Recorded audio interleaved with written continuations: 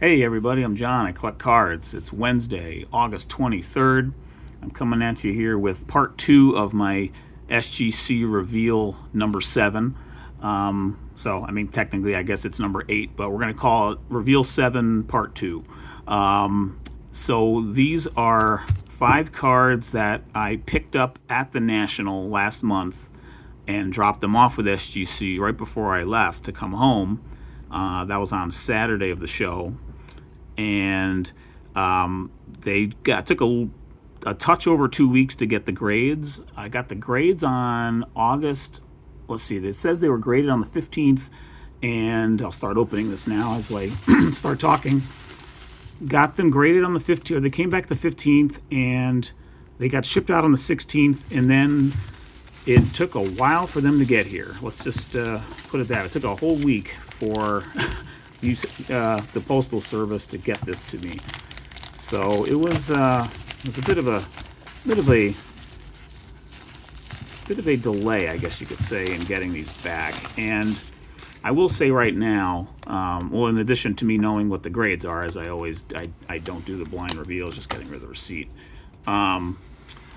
If you're looking for high-grade vintage cards, then this might not be the video for you. These aren't the slabs you're looking for, as a certain Jedi once said, to paraphrase. But I do have 5 vintage cards here, and 4 of them are actually pre-war, which is kind of cool, actually. It's the most pre-wars I've ever submitted, and I've ever picked up at any kind of one weekend of card shopping.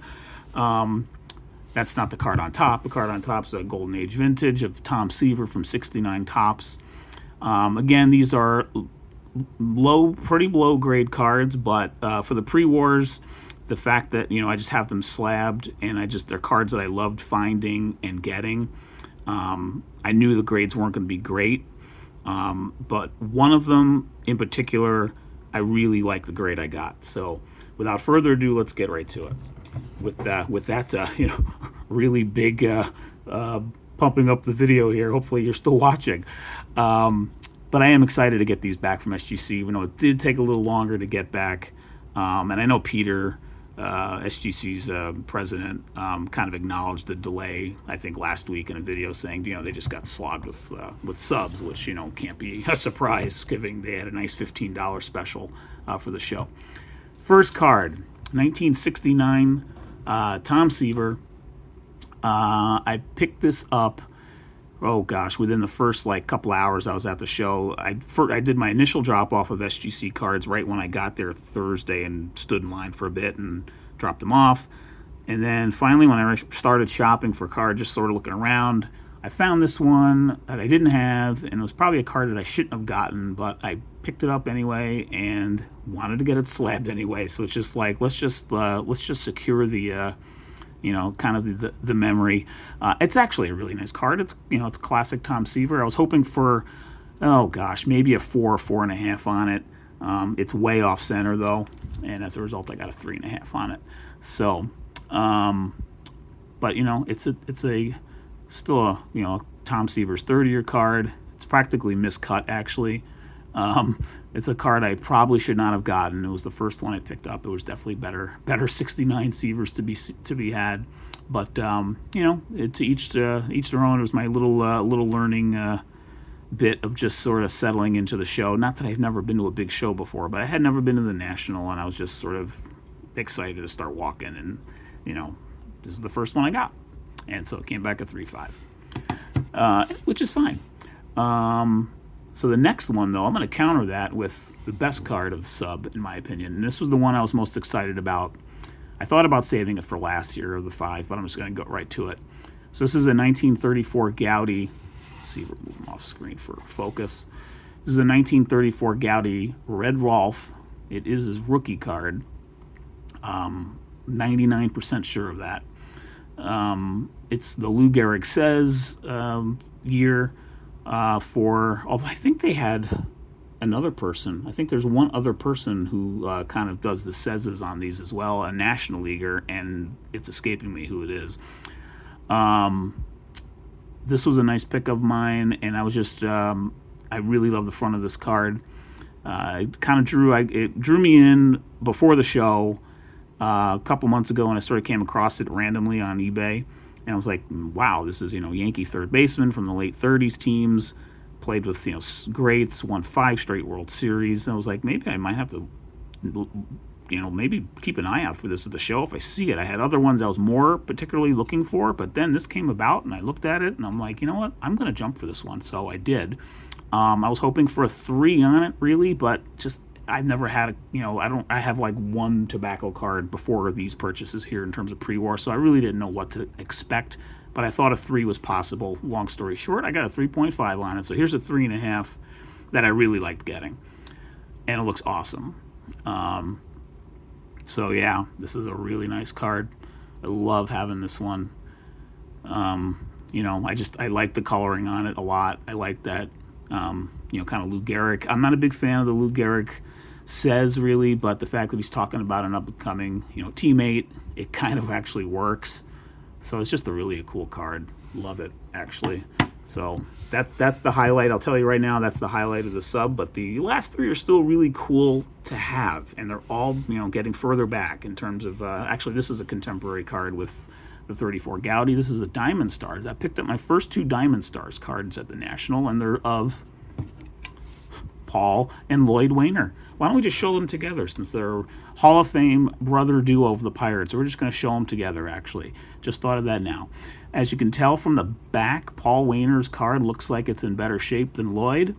Paul's, had the better Hall of Fame career, you can say. He had over 3,000 hits. Lloyd had a fantastic career in his own right and did make the Hall of Fame as well.